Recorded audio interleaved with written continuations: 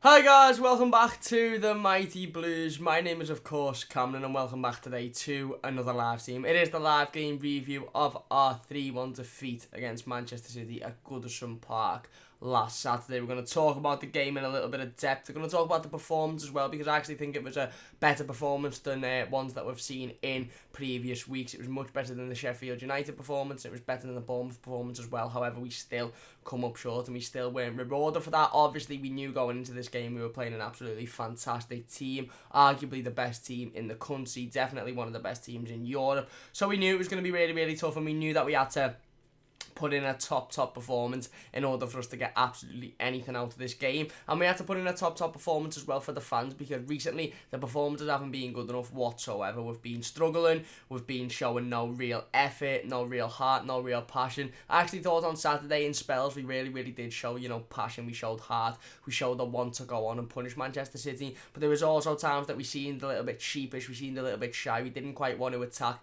in full force, and I think that was because we were a little bit hesitant to go forward, because we were worried about what would come back at us, and that is understandable, obviously, with the quality that Manchester City have got going forward. They had the likes of Sterling, Kevin De Bruyne, Gabriel Jesus on the pitch. They had the likes of the Bernardo Silva, David Silva, Sergio Aguero on the bench as well, so that is understandable. However, we needed to put in 110% on Saturday, and I think, like I said, at times we did. There was at times where I thought we could have been a little bit better. Obviously, the thing that frustrates me the most and the thing that got to me the most on Saturday was that we had multiple chances to actually go up in that game. We had chances to be up at half time, 2-1, 3-1. Obviously, Yerry Mina had a really good header that he headed right into the ground and right at Ederson. Alex Iwobi had one as well, and we didn't convert those chances. Obviously, we got one goal, which was, which was good. Obviously, really good play by Seamus Coleman. Dinks it in. It's a shot, and let's be honest, it's going in. But Dominic Calvert-Lewin with a real striker's finish gets his head on the end of it, and that's exactly where you want Dom to be. That's exactly what you want Dom to be doing. You want Dom to be getting on the end of those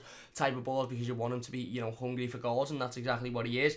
But like I said, again, it was the typical not creating enough, which is understandable against a team like Manchester City, but even when we were creating, not doing enough with the opportunities. And if we created 5 chances in that game, but scored 3 or 4 of them, then obviously we'd have gone on to win it. It's better doing that than creating 50 chances and scoring 1 of them. Obviously it's all about ratios, and we created a decent number of chances, I felt, on Saturday, but we just didn't convert them. And when you're playing a game like a team like Manchester City, you have to make sure that you are, you're converting your chances. Like I said, I think the performance was better than previous performances, but that's why it's a little bit more disappointing, because we still didn't manage to come out of the game with anything. And you know what? Listen, it wasn't a bad performance. It wasn't a bad result in the grand scheme of things when you look at the start of a Premier League season, and when you weigh up the fixtures and you weigh up the teams that you're going to be playing. You look at Manchester City at home and away, and you sort of think, well, you know what?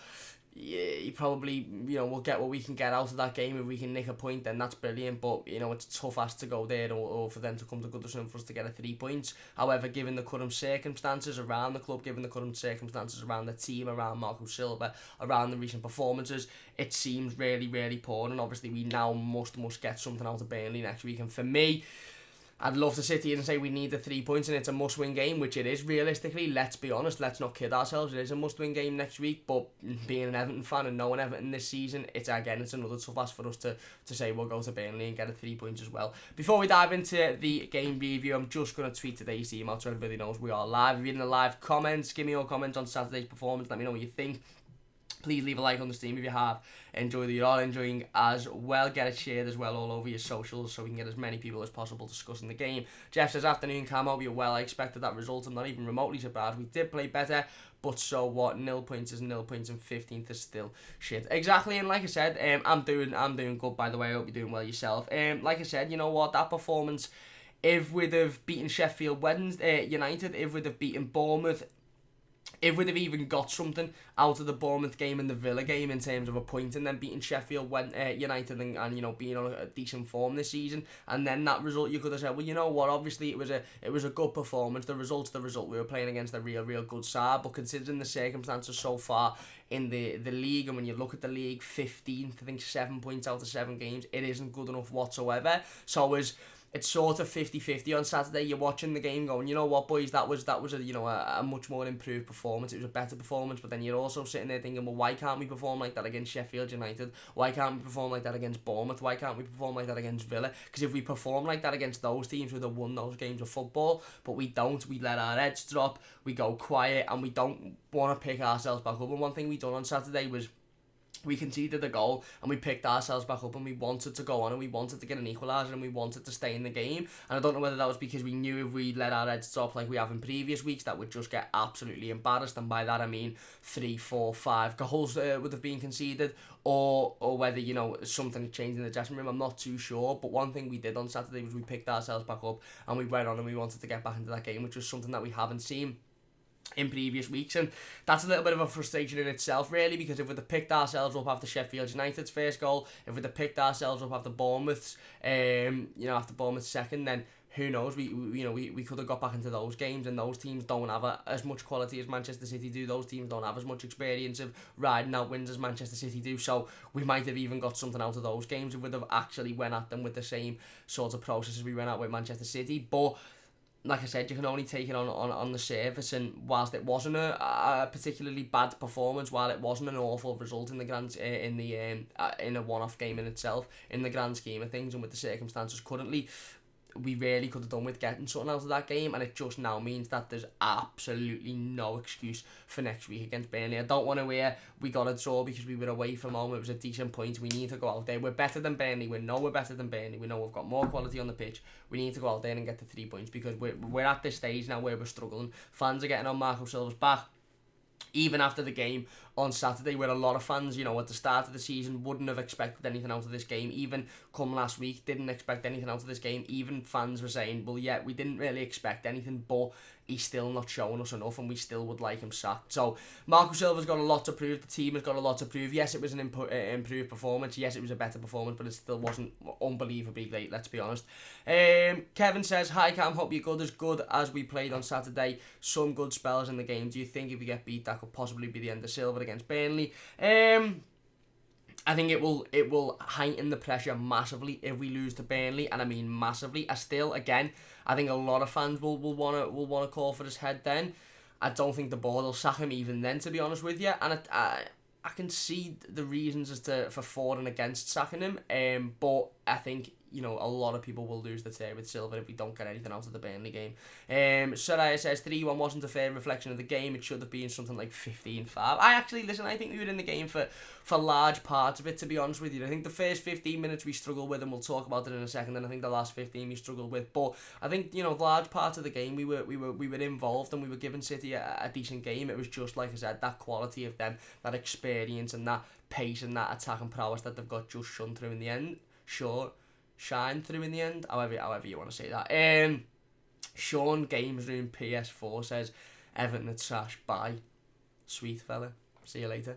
Cheers for getting involved. So as I said, City's movement was unreal. Watching it at the ground, you see so much more. There's something else going forward. They are, but even their first goal, I was sitting in my seat, and you listen, everything happens so much faster on the pitch, and it's okay for me to be sitting there in the stand, and it's okay for any of us to be sitting there watching it in the stand or watching it at home and thinking, well, I can see that this is the pass that's going to be played, I can see that this is going to happen. But when you're on the pitch, obviously it's massively different. Listen, I played Sunday League football yesterday for the first time in a long time, in a few years, and halfway through the game my head was a little bit mashed when balls were flying everywhere, and my positioning was a little bit off, because things happen so much faster on the game, and when you're watching it from afar you can see things coming, but when you're actually on the pitch and you're focused on what you're meant to be doing, some things evade you. The first goal for them was a good counter-attack. It was a typical City-esque counter-attack. It was quick football. It was out to Kevin De Bruyne, and I said this before the game and I continue to say throughout the game, do not give Kevin De Bruyne a second on that ball. As soon as you see that ball going anywhere near him, get to him. Even if you'd have to empty him before the ball comes to him, just fucking empty him, or empty the ball, or stand on him. Don't let him look up and play a pass, because that lad can play a pass to anybody, anywhere on the pitch if he wants to. He could have the ball 35 yards away, see a player and go, I'm going to put them right on his feet there, and he's going to be one-on-one with the keeper, and he'd do it, because he is technically the best footballer in the Premier League. He's an absolutely unbelievable player, and for me, I just think we give him a little bit too much space in that first half, and that was shown with their first goal. We sort of figured that out in the second half. Morgan Schneider obviously picking up a yellow card for not letting him get past. And again, we sort of numbed him out the game, but by that time he'd already got a decent assist, and City have already put one in the back of the net. Jeff says, people talk about our defence and up front, but our real problem is midfield. We lost Gay, which was a huge loss, and an injury has hampered our ability to adapt. Yeah, spot on. Listen, I read the stat yesterday. PSG in Adesanya has played 6 games for PSG so far this season. They've won all 6. They've scored something like 12 or 14 goals, something mad like that, and they've conceded none. So there you go. That's how good Adesanya is. I tweeted out that he's a world-class footballer. Some Iceland stato, I'm sure we all know, decided to say that he wasn't great for Everton, but I just ignored all of that because it was full of shit. But yeah, exactly, you're spot on, mate. Listen, we're massively missing Adesanya, and obviously the player that we brought in to replace him was Jean-Philippe Gbamin. We haven't seen an awful lot of him yet through injury, and that's just unfortunate. So hopefully when he comes back into the team and when he regains fitness and we starts to settle, we see a player that genuinely can be, maybe not exactly like Adesanya, but a little bit of a likewise replacement for him. But you're absolutely spot on. Adesanya was a player that we massively missed yesterday, and we've massively missed all season, let's be honest with you. Shabba says, hi Cam, yeah, Jeff's right, we played better, but we still got no points again. Another bridesmaid performance we've done to show for it. I agree. John says, hi Cam, hi John, hope you're doing well. Hope you're all doing well as well, Shabba. David says, next 2 games are vital and he needs to stop playing 2 DMs. I'm getting bored of it. If our centre-backs need 2 players to cover them, then we're shit. Listen, I agree. Playing 2 DMs against Sheffield United was the wrong decision. Playing 2 DMs against Bournemouth was the wrong decision. I wasn't too against it on Saturday because we were playing a fantastic team, a team with so much attacking prowess. But I agree, 100% spot on. We shouldn't be playing 2 defensive midfielders at home to Sheffield United. We shouldn't be playing 2 defensive midfielders against Burnley next week. Let's go a little bit positive. Let's go with an attacking team. And let's go with a team that can actually hunt Burnley and go at them. And, let's go out there with the ambition to score goals and not, well, let's just see what happens in the game and make sure we don't concede. Let's not go out with fear or what might happen if they break. Let's go out and go, well, we're going to go out and we're going to score 3. And if they break, we'll defend it, but we're going to go out there and our main aim is to put the ball in the back of the net. Jeff says, this match was like watching Hatton versus Mayweather. Jesus Christ, that was a long time ago. If you're enjoying the scene, by the way, please do hit that like button. It means a massive, massive amount to me. If you're new to the channel as well, subscribe. We're 10 subscribers away from 900 now, so big, big thank you for all of the support recently. Get the video shared, get the stream shared to all your friends and family. David says they only had 1 shot on target more than us, Jeff, which they did. Fortnite God says, LMAO Sean, definitely 2. Chris says, hi mate, hope you're well apart from the result. Hi Chris, I'm not doing too bad, thank you, hope you're well yourself. Kevin says, would you drop Pickford, Cam? No. There's a little bit of stuff going on with Jordan Pickford at the minute. Obviously, social media hasn't reacted very well to him due to, I think a video or a picture of him laughing or something after running out and making an absolute cock-up of a situation and ending up getting away with it. I don't know what Jonas Lerzel's offering and saying, and obviously we haven't seen Jonas Lerzel yet. We would have assumed that he would have come in for the cup games. He hasn't. Marco Silva's kept a strong team. He's kept the same goalkeeper, which I can't sit here and say I disagree with, because when we played Southampton in the cup last season, we were beaten. Everyone got on his back as to why he changed the goalkeeper and that there was no reason to change the goalkeeper, which is true. But I wouldn't drop Jordan. I think Jordan Pickford's, you could argue that there's issues there. There's a couple of issues there with his performances, but I think there's many issues that are above the list, other than Jordan Pickford. Fortnite God, we're not, so I'm not even going to read your comments out. Dosbig says, hi Cam, hope you're doing well. Finally, I caught the stream live this time. Thank you very much. I'm not doing too bad, thank you. Hope you're doing well yourself. Dosbig says, I really hope Gomes will be back for Burnley. I really miss him. Rumour has it that he'll be out until at least mid-October. However, Marco Silva's still saying that they're monitoring him day by day. So hopefully he's fully fit. If he's not fully fit, I don't want to see him play. If he's 20%, if he's 30%, if he's 40%, I don't want to see him in the team, because he's going to come in and he's got that risk then of injuring himself further, of doing himself more damage, and then being out for a longer stretch of time. We already seen he had issues with injury last season. He'd had issues throughout his career with injury. So if he's not 100% fit, do not risk him. If he is 100% fit, he needs to be back in that team. I agree 100%. I'm not reading that Fortnite COD because it's got no relevancy. David says, maybe when you play Champ Manager. Oh no, God. Jeff says, yes, David, but quality shots. Fair enough. Arthur Money says, hello, Cam, lad. Hope you're doing well, mate. Thank you very much. I'm not doing too bad, mate. Hope you're doing well yourself. Evan FC is the best. Says, yes, Blues. Chris is basically an Evertonian. Yes, Everton FC, hope you're doing well. Falcon Blues TV says, just shared it out to my Twitter, mate. Paul will share it to the Falcon Blues Twitter now. Thank you very much, Paul. Really, really do appreciate that. Can't wait for the FIFA tournament as well. I want the Odeon tickets. If you don't know, a little bit of a FIFA tournament going on. I'll be down at Falcon Blues. Hopefully you get some videos recorded for it as well. I'm not going to testify to anything, I'm absolutely shite at the new FIFA. I'm finding it difficult, but weirdly, just to go off tangent a little bit briefly in the stream, I'm not going to go too far off tangent. Weirdly, because I'm finding it harder and I'm finding it more frustrating, I want to play it a lot more, whereas the previous FIFAs, I'm not saying I'm amazing at it, but they've been a little bit too the sameish, they've been a little bit too easy, so you don't really have that urgency to play it, whereas now I'm losing games, I'm drawing games, I'm finding games difficult, so now I'm like, oh fucking hell, I want to get back on now because it's a little bit more realistic. But yeah, big thanks Paul, really do appreciate that. Chris says, I'm well too, mate. Found my girlfriend pregnant, so all thanks. Big congratulations. Really big congratulations to you, Chris. That's absolutely fantastic. Really exciting news for you. Made up for you, mate. Big congratulations. Happy news, of course. As if Liverpool fans didn't need any more happy news. But no, really big congratulations to you, Chris. Made up for you. And I hope she is doing well as well. Arteta Money says, definitely Gbamin back, in my opinion. Needs to play as a midfield 3. Yeah, exactly. Listen, and at the end of the day, you know, Marco Silva's come out and he said his preferred formation at the end of the day. He said to journalists before that his preferred formation would be a 4-3-3 and the 3 in midfield would be Gbamin, Gomez and Delph. Obviously, he can't play that now because Gbamin's injured, Gomez is injured. It would be interesting to see as to when those 2 players are fit, if he actually does change the formation and does drop Gylfi Sigurdsson out. I think Gylfi Sigurdsson was poor on Saturday. I don't think he offered anything at all. But listen, at the end of the day, he can't play that formation until the players are fit to play it. Arteta said congrats Chris, David said congrats Chris, Jeff says congratulations to you both Chris, yeah, big up Chris.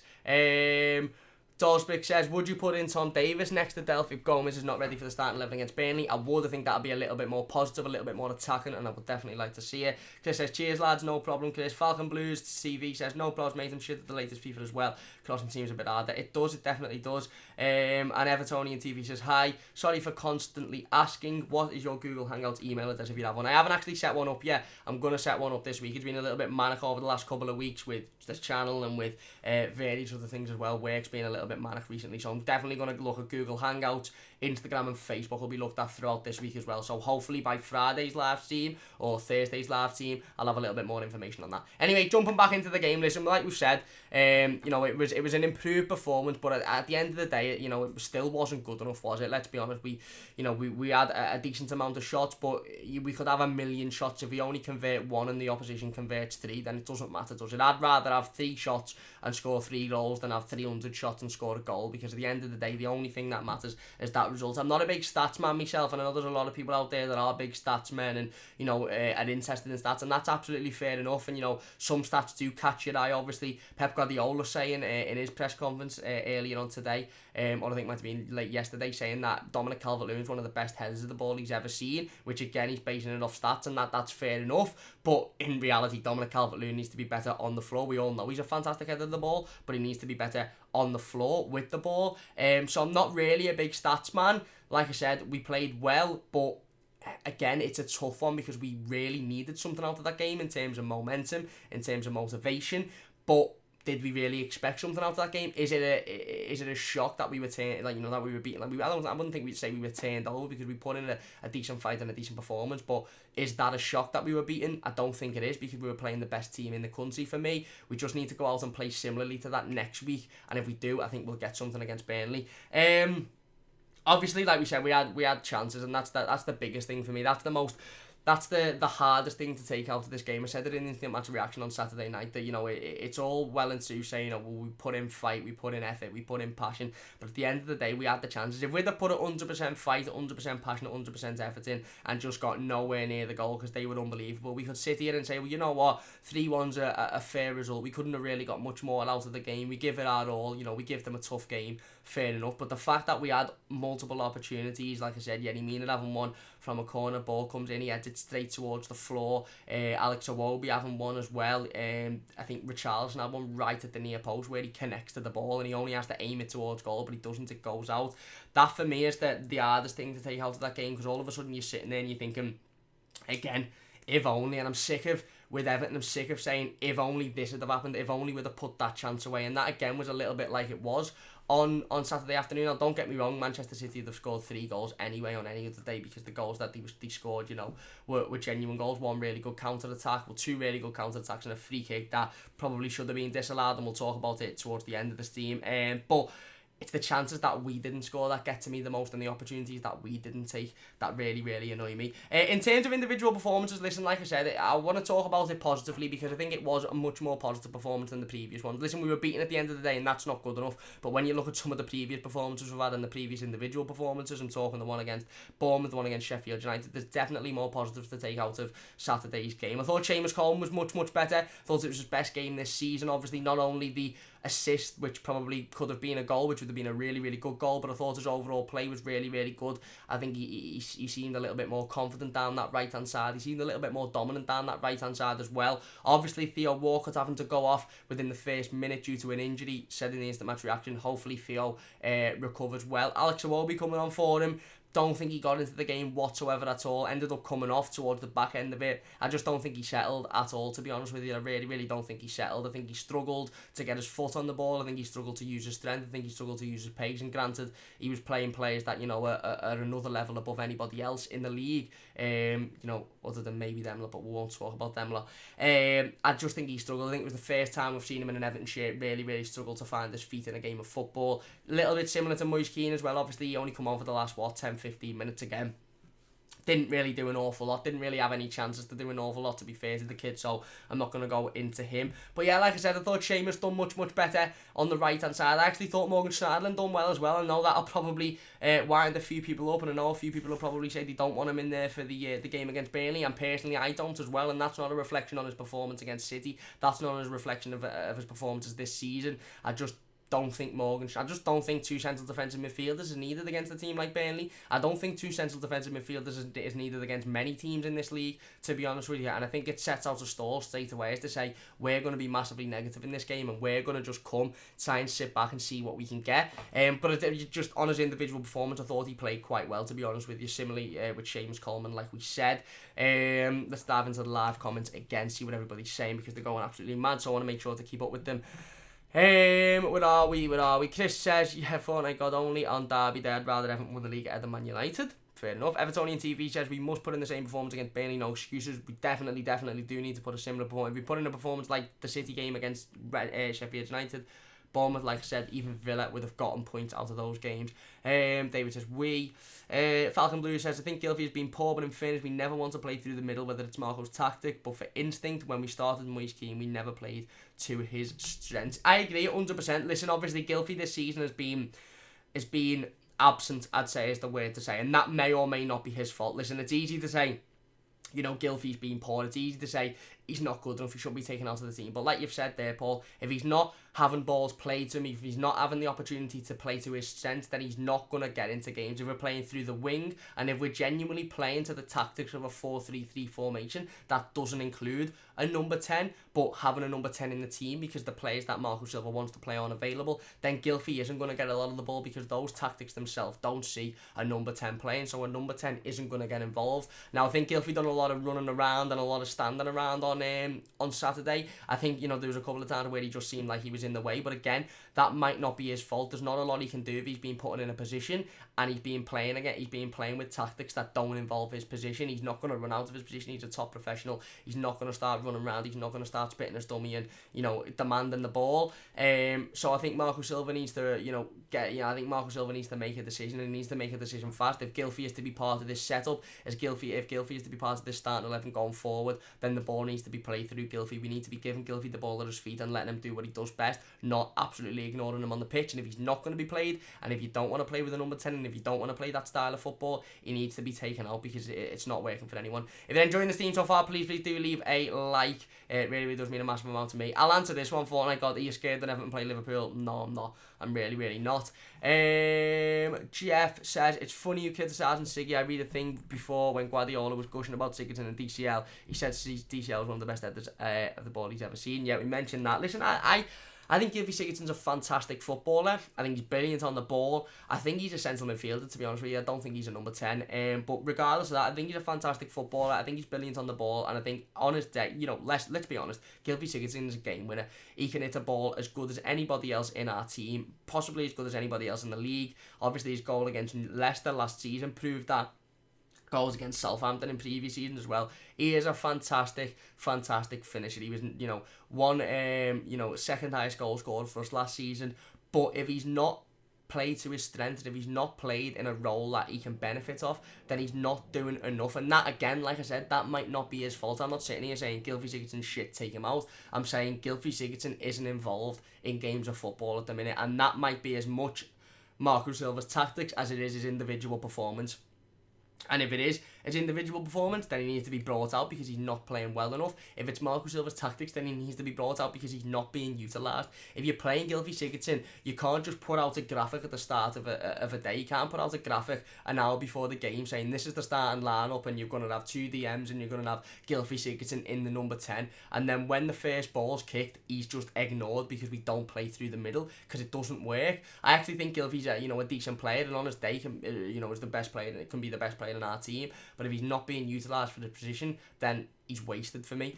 David says, well, Marco needs a performance. I think he's 3 points away from serious trouble. Fair enough. I think he's 3 points away from serious criticism from not only fans but a lot of people in the media as well. Falcon Blues TV says, should play him on the shoulder of defenders through the middle, but when he started, we carry on putting in tons of crosses when that's not Keane's game. Exactly, again, we don't want to fall into the same sort of situation as we're having with Sigurdsson as we are having with Moise Keane. We don't really want to be throwing a million crosses into him. We don't want to be playing against what his strengths are, to be honest with you. And I think for me, his strengths are picking up the ball and running at defenders. I think Moise Keane's got a lot to learn still in this league. I think he needs to learn that sometimes you don't always have to outstrength the defender. Sometimes you don't always have to use your strength. Yes, it's fantastic. He's a very, very strong lad. For such a young age, he's a fantastic footballer. He's a very strong lad. But sometimes I think he needs to learn. He needs to be told in the dressing room. He needs to be told in training. Just hold the ball up, put your body in front of it, and if you're touched, fall, because you will get a foul for that. That's something that Richarlison's learned over the last couple of years.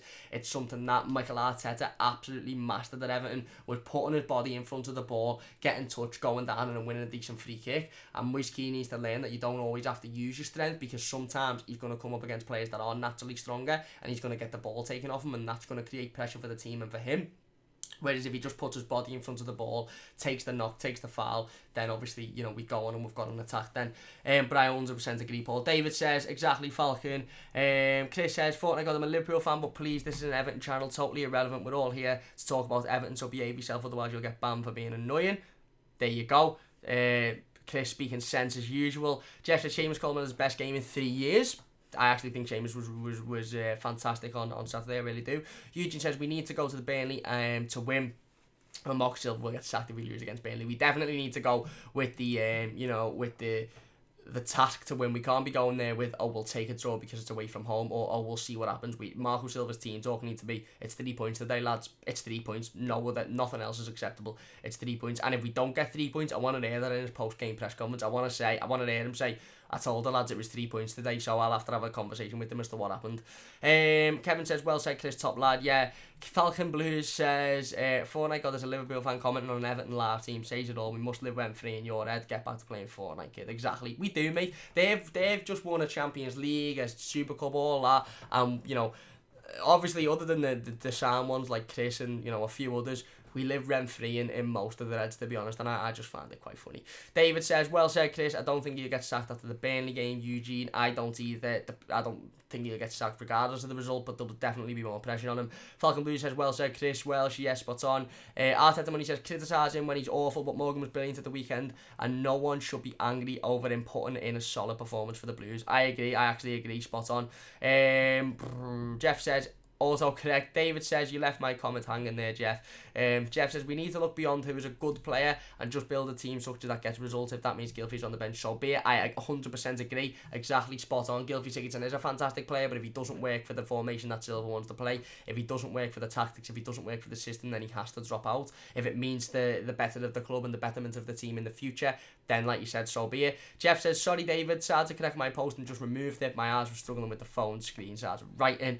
Falcon Blue says, Keane is 19 and has a lot to learn. Just hope some fans don't put so much pressure on him. He will come good in time. I agree, spot on. David says, Shaipool have crap midfield, but it all blends. We need to find our blend. Fair enough. And Falcon Blues TV says, we'll be doing a live team later on for the Grand Old Team channel, we'll mention it to viewers to sub to your channel. Big thank you very much, Falcon Blues. Big thank you very much, Paul. And yeah, likewise, later on, don't forget, after tonight's live stream, which obviously we'll conclude in a little bit, don't forget to go over to the Grand Old Team's YouTube channel and go and watch the lads from Falcon Blues. Obviously, at Daisy, they'll be talking about Saturday's game, talking about Everton in general. So don't forget to go over there, give them a subscribe, give them a like, give them all the support as well. Absolutely boss YouTube channel, talks so much sense as well. So don't forget to go over and check them out after tonight's live stream. If you're enjoying tonight's live stream as well, please do hit the like button. If you haven't already as well, subscribe, why not? 10 subscribers away from 900, there's well on the road to 1,000 now, so please do hit that button if you haven't already. Paul said, you Chris Page, Jack's brother, mate. Mate, no, I've just got a skinhead and a pair of glasses and I'm Scouse. I've got no resemblance to Chris whatsoever. However, I've not really met Chris in person a lot, but from what I've met him, he's actually a decent fella, so I'll take that. Anyway, back onto the game, like we said.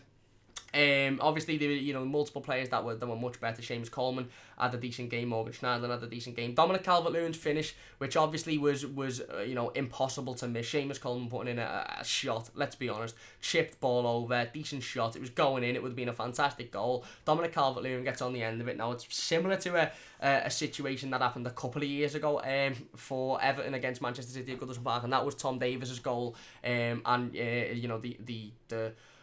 the memorable goal from Tom Davies where Ronaldo chopped it past multiple players, took it round, got it back and chipped it over the keeper. And actually, if you remember that one rightly, Lukaku tried his best to get on the end of that. Now, whether he pulled back because he wanted Tom Davies to have the moment or whether he just couldn't quite get to the ball, I don't know. I dare say it's probably just couldn't quite get to the ball, because I don't think Lukaku would take anybody else's situation into consideration. But it was quite similar to that. Obviously, ball comes in, very clear that it was going into the back of net, but Dominic Calvert-Lewin still wants to get it on the end of it. He still wants to make sure that he gets the final touch to put it in the back of the net, and that's the instinct that you want from Dominic Calvert-Lewin. We criticise him loads. We criticise him every single game because he's got things that he needs to improve on. He needs to improve on his shooting ability. He needs to improve on his positioning in front of goal. He needs to improve on a lot of things. However, a couple of things he was fantastic at on Saturday, and he's been fantastic at for a long time now. One of them is his heading ability. Pep Guardiola is absolutely spot on. When the ball's coming up to him, he is one of the best headers I've seen in a long time, and I've said that previously on stream. He can control it from the air and he can take it down. Now, unfortunately, that goes a little bit unnoticed because he's genuinely up there on his own. So when he's heading it behind and when he's knocking it on, there's nobody there to pick it up. So a lot of times it does go to the defenders, or it does get picked up by an opposition player because there's nobody around him. And I don't think that's a negative on Dominic Calvert-Lewin. I think that's a negative on the players around him. I've just lost my train of thought. But yeah, and another thing is obviously is finishing, his instinct. You can't really complain about a striker wanting to score as many goals as possible, and you can't really complain about a striker putting himself in that position where the ball's coming in, he's seen it's going in, and yeah, he could have gone, you know what, I'll give that one to Seamus because he's had a poor start to the season. It'll be brilliant for his confidence, it'll be brilliant for him, it'll be brilliant for the fans as well. But he didn't. He went, you know what, I want the fucking goal.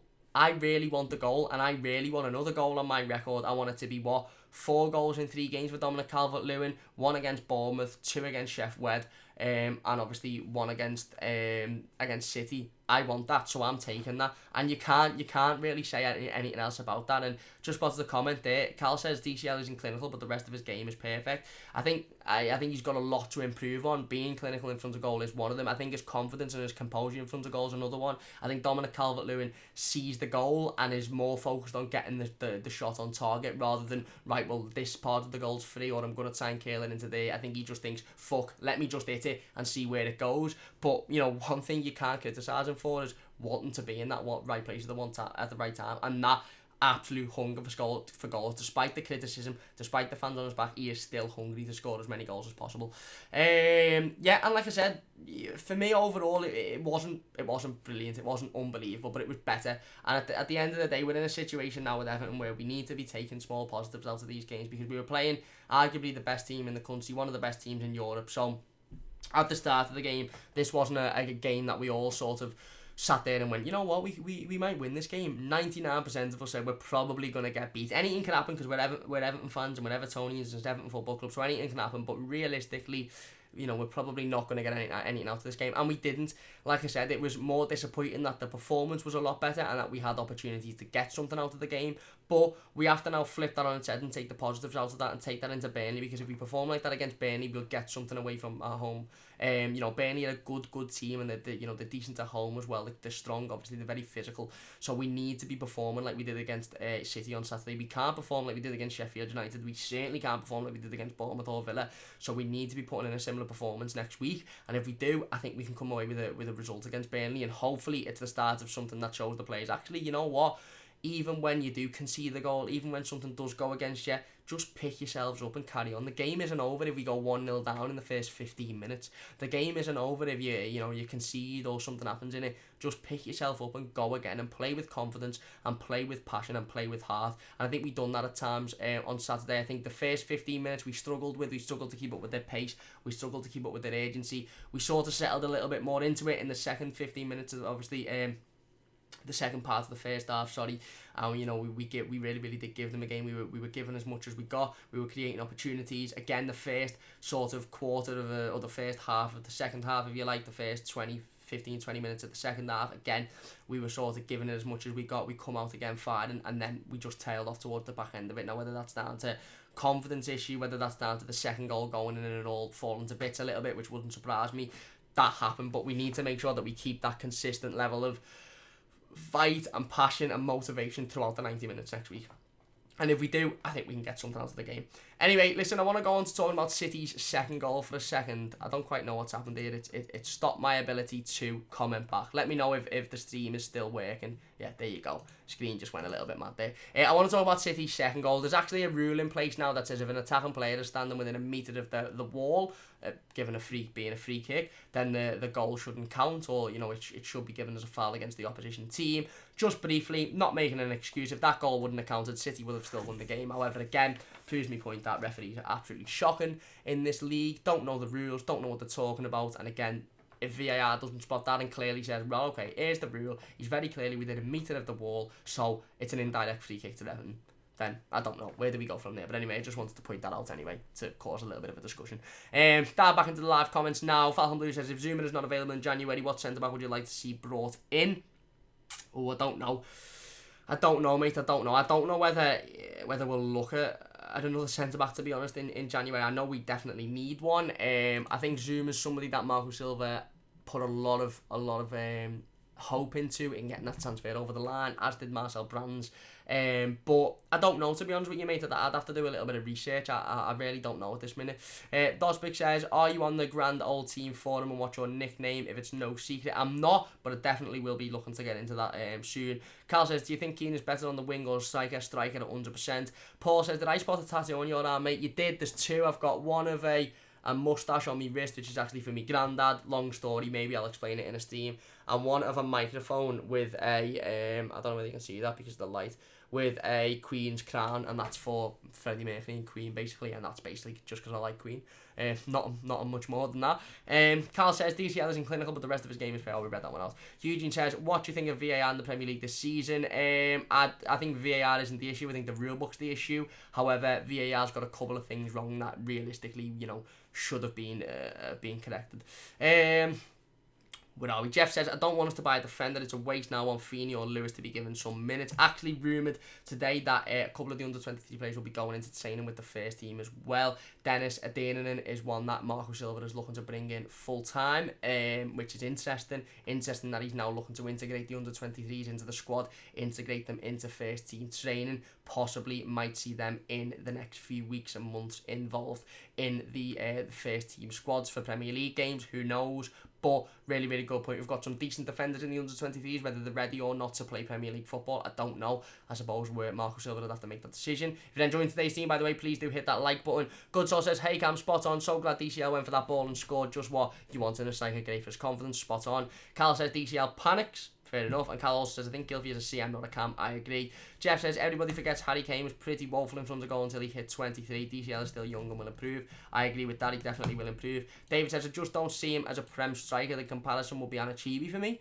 Fair enough. I think there's arguments for both sides. Really, really do. Horse City Forever says, we're really impressed with you Saturday, Cam. Thank you very much. Really do appreciate that. Cal says, we're missing that guy who can intercept a lot with Kabama being out, so we counter-attack easily. We're missing that Adisagana game, really, aren't we? We're missing a Adisagana game. Whether John Philip Gbamin can be that player, we'll have to wait and see, but we're not going to know that until he returns from injury. And, you know, again, the settling in process, again, the regaining fitness process. So I think we've still got a long way to go before we find out whether Jean-Philippe Gbamin is that player. Hopefully he is. Carl says, is that Mr. Martin? And Horse City Forever says, yep. Good Soul says, they had so much movement off the ball and instinctively knew where each other were. We are nowhere near them at the moment, but like you said, we have to take the positives and speed up our play. Exactly, and we knew we were nowhere near them from the start of the game. You look at Manchester City play any team in the league and you think, fuck me, you are a level above anybody. And we knew that going into the game on Saturday. We knew that during the 90 minutes, and we knew that when we conceded, we knew that they are a level above anybody. But it was what we take, you know, like you said, the positives that we took out of that game that I think we now have to work on going forward. Horse City Forever says, ref was awful, that booking for Rodri was a joke, IMO. Fair enough. Jeff says, I can see that, David, but there really aren't that many strikers anywhere scoring bagfuls, only the very best, and they cost. You're spot on. Carl says, I want Zaha and Draxler. Bloody hell, mate. If we signed Wilfred Zaha and Julian Draxler in the same transfer window, I think I'd have an absolute... I think I'd go mental, mate. That'd be unbelievable. Chris says, problem I have with VAR affects the speed of the game and doesn't really get every decision right, and our referees is shocking. I think we should have foreign referees as they are better, in my opinion. I agree, spot on. I've been saying this for years. I think foreign referees are making a massive improvement on the Premier League. I think the referees in this country are a fucking joke, from Premier League level all the way down to Sunday League level, as shown yesterday in my Sunday League game. That referee was a joke as well. Carl says, what's your opinion on Bruno Fernandes? Yeah, I think he's a good player, but I don't think he'd come to Everton. I think he's going to go to a team that's playing at least in European football. Chris says, after go, guys, take care, everyone. Great channel, great stream, great fans as always. Thank you very much, Chris. Really, really do appreciate that one. Hope to see you soon. Big thanks to you. Carl says, come on, boss the Watford game, though. And I know it's Watford, but he was boss. He really, really was boss. But again, got to see a little bit more of him for me to make a proper judgment yet. But, you know, you're spot on in the game that he has played. A couple of games that he has played, he's looked very, very good. David says, nice one, Chris, always respectful. Yeah, top Chris, top boy Chris. Jeff says, I like that there's a mix of fans coming on now, makes more of an interesting conversation and some objective opinions too. Yeah, really, really do. Listen, I love all the, you know, the different fans coming in, whether it's Everton, Liverpool, Chelsea, United, Arsenal, whatever. I love the fact that there's multiple fans, multiple fans and multiple clubs that are coming in and discussing, you know, Everton, and discussing various situations. Obviously, it makes for good conversation, and it makes for good opinions as well. Carl says, Iwobi's been brilliant for us by another season, in my opinion. Fair enough. I think he's been fantastic this season. However, I think he struggled, to be honest with you, on Saturday, but that could just be a one-off game. It's understandable. Horse City Fever says, Iwobi was treated badly, in my opinion. Never sub a sub. I understand, but I think I was thinking that in the game. However, obviously he come on within the first, minute and a half, so he practically started the game, and he struggled throughout the game as well. I think he struggled to find his feet, I think he struggled to get on the ball, and I think he struggled to use his ability. I think if Iwobi put in a good performance or a decent performance, he'd have been kept on, but the fact he struggled, I can understand what Marco Silva was doing, taking him off the pitch. Like I said, it wasn't like he come on at half-time, or he come on 25 minutes in and then was taken off 60 minutes in. He practically started the game and then was taken off because he wasn't performing, which I do understand, and I haven't got too much of a problem with that. Horse City Forever says, Cal, we missed you Saturday, pal. Cal says, I think Arsenal are missing him because they don't have a ball carrier anymore. It won't be so calm on the ball, and I hope he can continue my favourite player with Tom Davis. I hope so as well. Good Soul says, do you think we will try Keane playing off DCL? I don't know. I know you've mentioned it before. I think it is the making of a great partnership. Listen, I want Dominic Calvert-Lewin and Moise Keane to play in the same starting 11. I want them, whether it's Dominic Calvert-Lewin off Keane, Keane off Dominic Calvert-Lewin, or them both as centre forwards. I want them to play together. I think Dominic Calvert-Lewin offers us a lot, but doesn't offer us, you know, that goal scoring clinicalness. I think Moise Keane offers us a lot of pace, a lot of attacking prowess going forward, but doesn't quite offer us like I said, the heading ability that Dominic Calvert-Lewin does. So I think those two together could make a fantastic partnership and could be really, really beneficial for us going forward. Whether Marco Silva will go with it, I don't know, but I would love to see them there together. Horse City Fever, why do I keep saying Fever? Horse City Fever, Martin, I'm just going to say Martin. Cameron, thank you so much for your contribution Saturday, pal, we really appreciate it. No worries, and thank you for yours as well, Martin. Really, really good meeting up with you and Andy, and hopefully we can meet up very, very soon as well. and hopefully it goes a little bit more towards Everton's side next time. Jeff says Iwobi wasn't good on Saturday, but he's been decent for us overall. Definitely a surprise success. Yeah, I agree, spot on. Listeners don't really have to take much from Iwobi's performance on Saturday. He had a little bit of an off game, and that's fair enough. Most people will against Manchester City, but he's been brilliant for us in the other games he's played. Carl says, yeah, Martin, I know I'm going the Etihad, so I'll do a face cam there. Brilliant. David says, Iwobi, Dean and Mina were all ill, though, yet still played. Exactly. There was a rumour that Dean was ill and would miss the game, so quite interesting to see him in the starting 11. So, that's definitely something to think about. Luke says, if we put in that much effort every week, then the quality would show and we would win more games. Shame we didn't do it every week. Exactly, spot on. And we now know the level of energy and the level of performance we need to put in, so there's no excuse to not do that next Saturday now. Cal says, would you give Niasse a go against Watford? No, absolutely not. And Jeff says, what do you lads think of the Stats City away strip? I really like it. It's a bit different. I really like it, mate. I like any kits that are colourful and a little bit out there. I think it's really, really smart.